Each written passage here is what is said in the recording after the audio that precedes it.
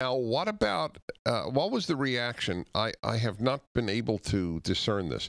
What is the reaction among the Arab states of the Middle East? I think generally it's been terrific.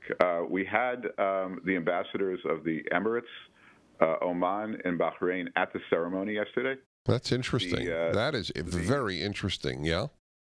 The Saudis put out a very helpful statement in which they said that they believe the parties, the Palestinians and the Israelis, should negotiate. They appreciate the plan, and they should negotiate based on this plan under the auspices of the United States.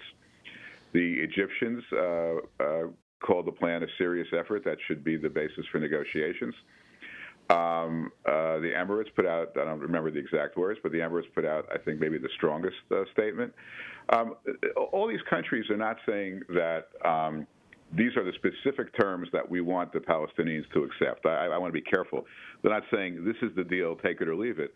But what they're saying is a lot of work went into this, a lot of thought went into it. There are a lot of good things in it.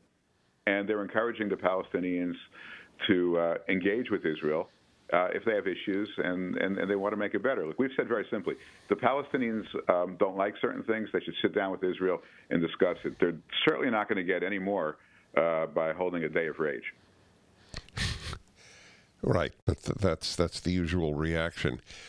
What, other than the Palestinians and I presume Hezbollah in Lebanon, who in the Arab world or in the Muslim world condemned the agreement?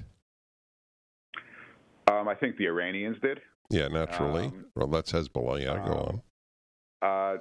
As far as I can tell, I think the Jordanians were critical. I don't know if they condemned it, but they were critical. But apart from the Jordanians, no one condemned it. Many were very constructive. I didn't mention Morocco. Morocco put out, I think, a very constructive statement. So let's just kind of be clear about where we are today.